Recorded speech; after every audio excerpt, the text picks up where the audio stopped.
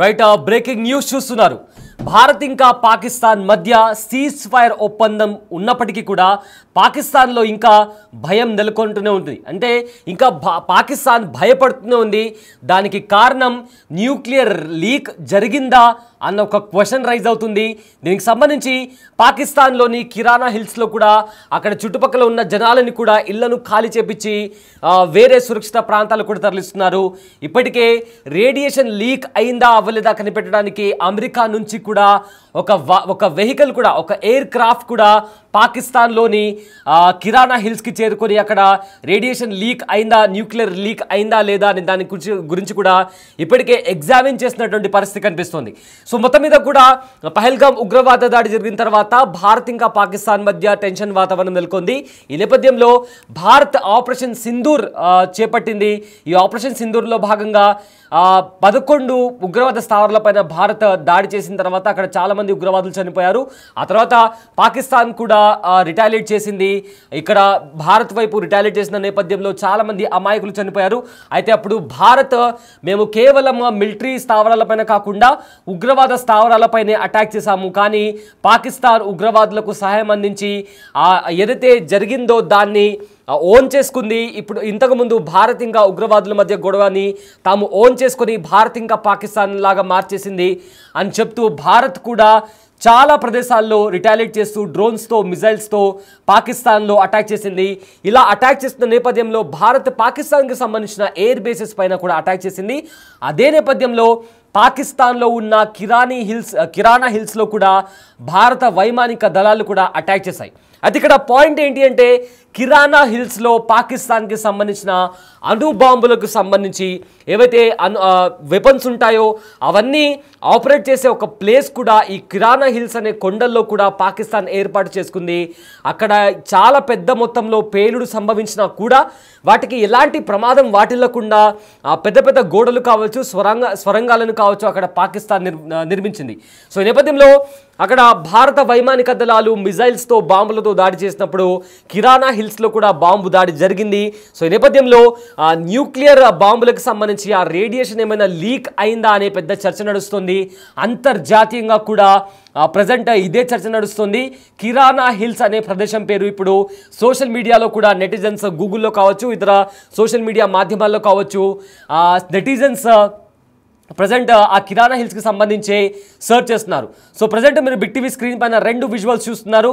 ఒకటి కిరానా హిల్స్కి సంబంధించి అక్కడ ఎవరైతే స్థానికులు ఉన్నారో ఆ చుట్టుపక్కల ఉన్న వాళ్ళందరినీ కూడా ఖాళీ చేపించి ఆ ఊర్లో ఎవ్వరు ఏ ఒక్క మనిషి కూడా లేకుండా కంప్లీట్గా ఊరు మొత్తాన్ని కూడా ఇతర సురక్షిత ప్రాంతాలను కూడా తరలించారు.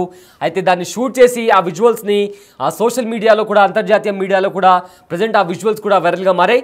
ఇంకో విజువల్లో మీరు కిరానా హిల్స్కి సంబంధించిన మ్యాప్ ఫుటేజ్ చూస్తున్నారు. ఏదైతే బ్లూ కలర్డ్ మీకు ఏరియా కనిపిస్తుందో అది కిరానా హిల్స్కి సంబంధించిన ఏరియా. అక్కడే పాకిస్తాన్ తన అణు ఆయుధాలకు సంబంధించి నిర్వహణ చేపట్టే ఒక ప్లేస్ని కూడా అక్కడ కన్స్ట్రక్ట్ చేసి చాలా సీక్రెట్గా అక్కడ ఆపరేట్ చేస్తుంది. అక్కడ పాకిస్తాన్కి సంబంధించిన మిలిటరీకి సంబంధించిన వాళ్ళు హైయర్ ఆఫీషియల్స్ కూడా అక్కడే భేటీ అవుతుంటారు.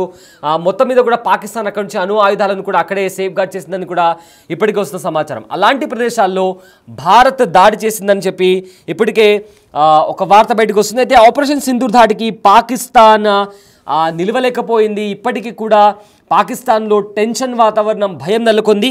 అయితే ఇన్నాళ్ళు మేము గొప్ప మిలిటరీ శక్తిగా భావిస్తూ వచ్చిన, అంటే ఇన్నాళ్ళు మేము చాలా గొప్ప వాళ్ళం, మా దగ్గర అణుబాంబు ఉంది, మేము ఇది అని చెప్పి చాలా గొప్పలుగా చెప్పుకుంటున్న పాకిస్తాన్ మిలిటరీ ప్రజెంట్ భారత్ చేసిన దాడుల తర్వాత పాకిస్తాన్ స్థాయి ఏంటో చాలా క్రిస్టల్ క్లియర్గా అర్థమవుతుందని చెప్పుకోవచ్చు. అయితే పాకిస్తాన్ వ్యాప్తంగా అన్ని ప్రధాన నగరాలపై భారత్ దాడులు చేసింది. పాకిస్తాన్లోని ఎయిర్ బేస్లను కూడా భారత్ లక్ష్యాలు చేసుకొని భీకర దాడి చేసింది. అయితే ఒకప్పుడు ఓ సమాచారం పాకిస్తాన్లో ప్రజెంట్ ఇప్పుడు ఒక సమాచారం పాకిస్తాన్లో వణుకు పుట్టిస్తుందని తెలుస్తుంది. అదే పాకిస్తాన్ అణుస్థావరాలపై భారత బ్రహ్మోస్తో దాడులు చేసినట్టు తెలుస్తోంది. అయితే బ్రహ్మోస్ దాడికి పాకిస్తాన్కి సంబంధించిన ఏవైతే ఆయుధాలు ఉంటాయో న్యూక్లియర్ వెపన్స్ దాని నుంచి రేడియేషన్ లీక్ అవుతున్నట్లు కూడా సమాచారం వచ్చింది. దీని కారణంగా పాకిస్తాన్ అమెరికా కాళ్ళు పట్టుకొని భారత్ని కాల్పుల విరమణకు ఒప్పించాలని కూడా ప్రాధేయపడినట్లు తెలుస్తోంది. అయితే శనివారం తెల్లవారుజామున అంటే మే 9 ఇంకా 10వ తేదీ ఆ టైంలో పాకిస్తాన్లోని ఆర్మీ హెడ్ క్వార్టర్స్ ఉన్న రావల్పిండిలో నూర్ ఖాన్ ఎయిర్ బేస్ పై భారత్ బ్రహ్మోస్తో దాడి చేసినట్టు తెలుస్తుంది. రక్షణ మంత్రి రాజ్నాథ్ సింగ్ మాటలు కూడా భారత్ పాకిస్తాన్ పై బ్రహ్మోస్తో దాడి చేసినట్టు కూడా ఆయన చెప్పడం జరిగింది. అయితే నూర్ ఖాన్ బేస్ దగ్గర అండర్ గ్రౌండ్లో న్యూక్లియర్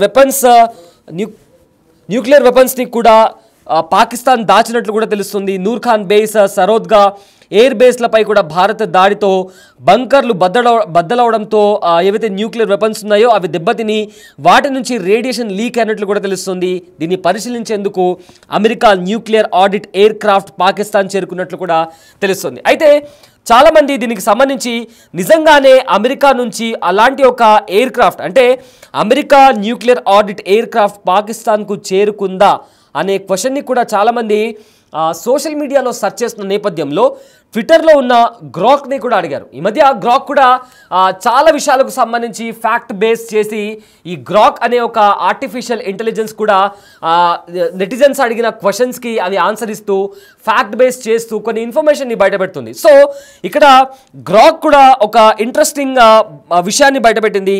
సో గ్రాక్ ఏం చెప్తుందంటే గ్రాక్ ఇచ్చిన ఒక రిపోర్ట్ ప్రకారం వాస్తవానికి అంటే ఇండియా తెలిసి దాడి చేసిందా తెలియక దాడి చేసిందా అనే విషయాన్ని పక్కన పెడితే ఏదైతే అమెరికాకి సంబంధించి America nuclear audit air craft పాకిస్తాన్కి చేరుకుందా లేదా అనే క్వశ్చన్ని జనాలు గ్రాక్ని అడిగినప్పుడు గ్రాక్ చెప్పిన విషయం ఏంటంటే అవును అది వాస్తవమే, అమెరికాకి సంబంధించిన ఒక ఎయిర్ క్రాఫ్ట్ అక్కడ న్యూక్లియర్ రేడియేషన్ లీక్ అయిందా అవ్వలేదా అని తెలుసుకోవడానికి ఖచ్చితంగా అమెరికా నుంచి ఒక ఎయిర్ క్రాఫ్ట్ అయితే వచ్చిందని కూడా గ్రాక్ ఈ నేపథ్యంలో చెప్పడం జరిగింది. అయితే మే 12న అదే 10 ఇంకా 9వ తేదీ ఇంకా 10వ తేదీ తర్వాత ఈ దాడి జరిగిన తర్వాత ఎప్పుడైతే న్యూక్లియర్ రేడియేషన్ లీక్ అయిందా అవ్వలేదా అనే ఒక ఊహాగానం వచ్చినప్పుడు ఒక క్వశ్చన్ రైజ్ అయినప్పుడు భయపడిపోయిన పాకిస్తాన్ వెంటనే అమెరికాకు చేరుకుని అక్కడ అమెరికా కాళ్ళు పట్టుకొని భారత్ను సీజ్ ఫైర్కి ఒప్పించాలని కూడా ప్రాధేయపడినట్లు చాలా స్పష్టంగా తెలుస్తుంది. దానికి ప్రూఫే ఈ ఎయిర్ క్రాఫ్ట్ పాకిస్తాన్కి చేరుకోవడం.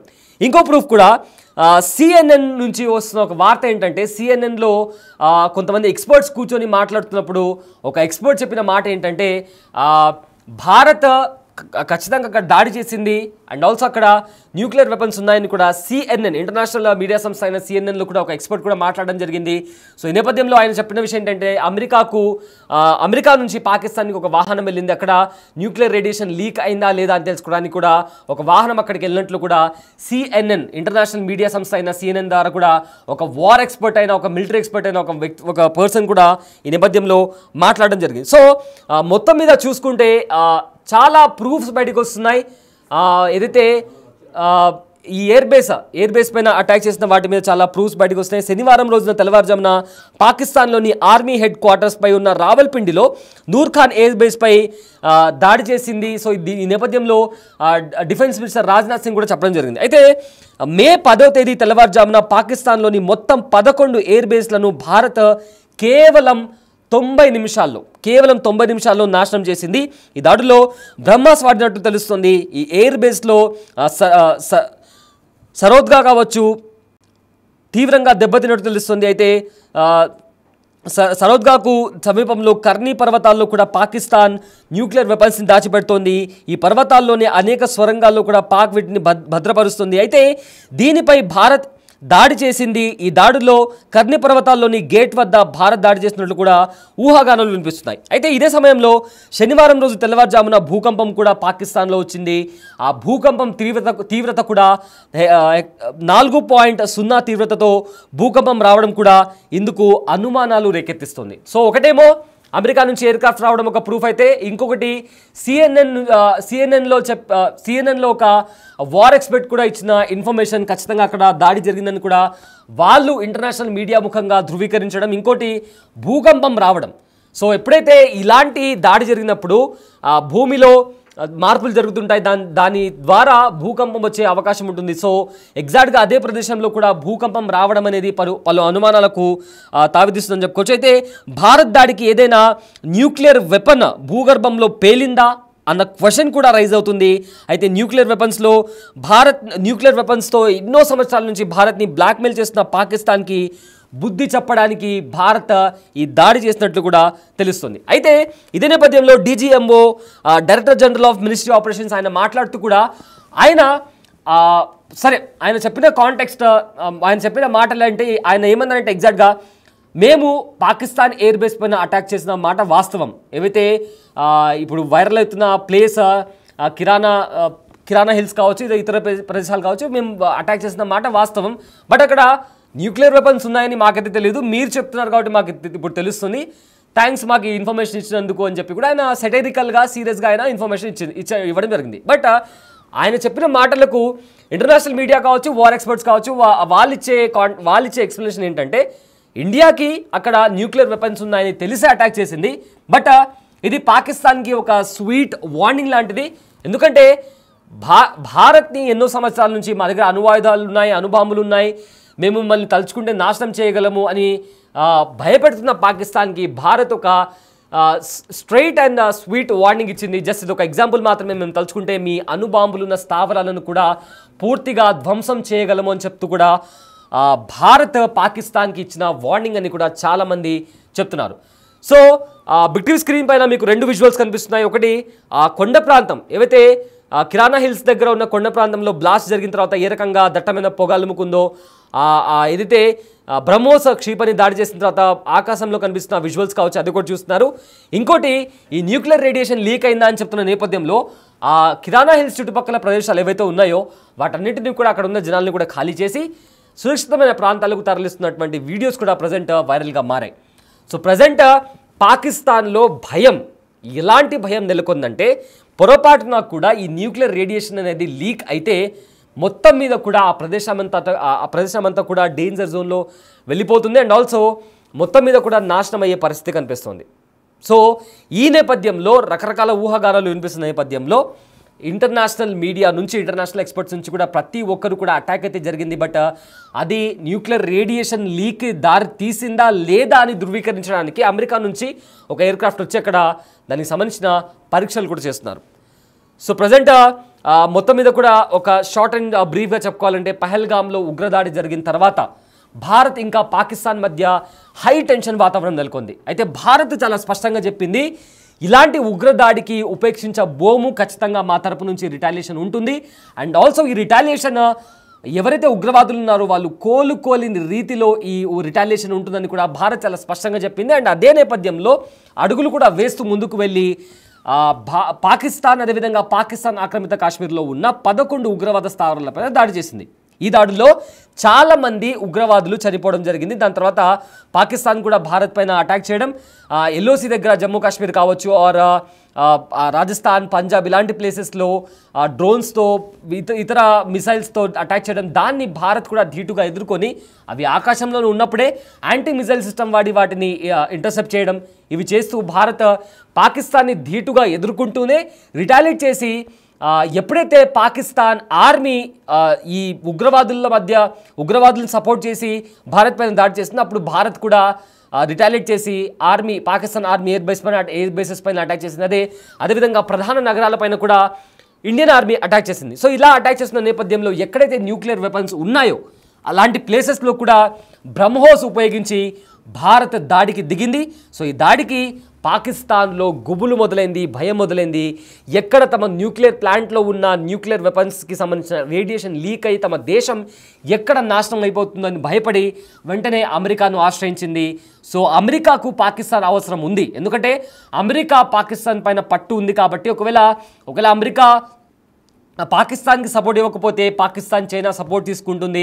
సో అప్పుడు పాకిస్తాన్ పైన ఉన్న పట్టు అమెరికా కోల్పోయే ప్రమాదం ఉంది. కాబట్టి వెంటనే పాకిస్తాన్ చేసిన ఈ కాళ్ళబేరాన్ని అమెరికా భారత్తో సంప్రదింపులు జరిపి పాకిస్తాన్ ఇంకా భారత్ మధ్య సీజ్ఫైర్ అయ్యే ఒప్పందాన్ని కూడా నెలకొల్పుందని చెప్పుకోవచ్చు. సో ఈ నేపథ్యంలో భారత్ కూడా ఒక స్ట్రాంగ్ వార్నింగ్ కూడా ఇచ్చింది.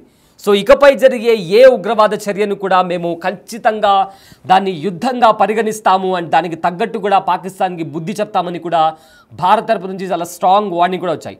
సో ఇదంతా సీజ్ ఫైర్ నెలకొన్న తర్వాత కూడా భారత్ తరపు నుంచి అటు ప్రధానమంత్రి నరేంద్ర మోదీ కావచ్చు, లేదా భారత ఆర్మీకి సంబంధించిన ఎవరైతే హైయర్ ఆఫీషియల్స్ ఉన్నారో, director general of military operations కావచ్చు, లేదా ఇతర హైయర్ లెవెల్ ఆఫీసర్స్ కూడా చాలా పెద్ద మొత్తంలో వాళ్ళు బయటకు వచ్చి ఏం జరిగింది, ఎలా జరిగింది, కాంబాట్ ఎలా జరిగింది అని కూడా చాలా బ్రీఫ్ ఎక్స్ప్లెనేషన్ ఇచ్చారు. అటు పాకిస్తాన్ తరపు నుంచి కూడా ప్రెస్ మీట్ జరిగింది. పాకిస్తాన్ ప్రైమ్ మినిస్టర్ మాట్లాడుతూ కూడా ఆయన మాట్లాడిన మొత్తం దాంట్లో చూసుకుంటే thanks to United states of America, అంటే మేము కాళ్ళబేరానికి వెళ్ళినందుకు మాకు సహకరించిన అమెరికాకి థ్యాంక్స్ అని చెప్పుకుంటూ వినిపించుకున్నారు తప్ప, అంటే మేము గెలిచాము అని చెప్పారు తప్ప వాళ్ళ ఆర్మీ తరపు నుంచి కానీ వాళ్ళ ఎలా రిటాలియేట్ చేశారు, వాళ్ళ యాక్షన్ ఆఫ్ ప్లాన్ ఏంటి, ఏ రకంగా దాడి చేశాము, ఎలా దెబ్బతీసామని కూడా ఎక్కడ కూడా ఆ ప్రెస్ మీట్లో ఎక్కడా కూడా అంతగా ఆ కాంటెక్స్ట్ అంతగా క్లియర్గా లేదు.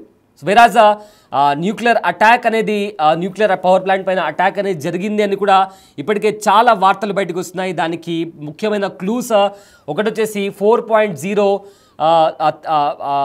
ఇంటెన్సిటీతో అక్కడ ఎర్త్క్వేక్ రావడం అదొకటి. ఇంకోటి యుఎస్ నుంచి ఒక ఎయిర్ క్రాఫ్ట్ అక్కడికి వచ్చి అక్కడ న్యూక్లియర్ రేడియేషన్, అంటే ఆ న్యూక్లియర్ రేడియేషన్ జరిగిందా లేదా అని పసిగట్టి ఒక ఎయిర్ క్రాఫ్ట్ని అమెరికా నుంచి పాకిస్తాన్కి పంపించడం అదొకటి. సిఎన్ఎన్లో చాలామంది ఇంటర్నేషనల్ మీడియాలో కూడా వార్ ఎక్స్పర్ట్స్ కావచ్చు, మిలిటరీ ఎక్స్పర్ట్స్ కావచ్చు, వీళ్ళు బయటకు వచ్చి అవును సో ఇన్సిడెంట్ జరిగింది పాకిస్తాన్లో, ఇలాంటి ఇన్సిడెంట్ జరగడం వల్లనే అమెరికాకి సంబంధించిన ఒక ఎయిర్ క్రాఫ్ట్ అక్కడ కనిపించింది అని చెప్పి కూడా ఇలా పలు రకాల రిపోర్ట్స్ బయటకు వస్తున్న నేపథ్యంలో ఇప్పుడు పాకిస్తాన్లో గుబులు మొదలైంది. సో మొత్తం మీద ఒక స్వీట్ వార్నింగ్ ఇస్తూనే పాకిస్తాన్ ఇంకోసారి ఇలాంటి కవ్వింపు చర్యలకు దిగితే రిజల్ట్ ఎలా ఉంటుందో ఇండియా చెప్పకనే చెప్పింది అని చెప్పుకోవచ్చు.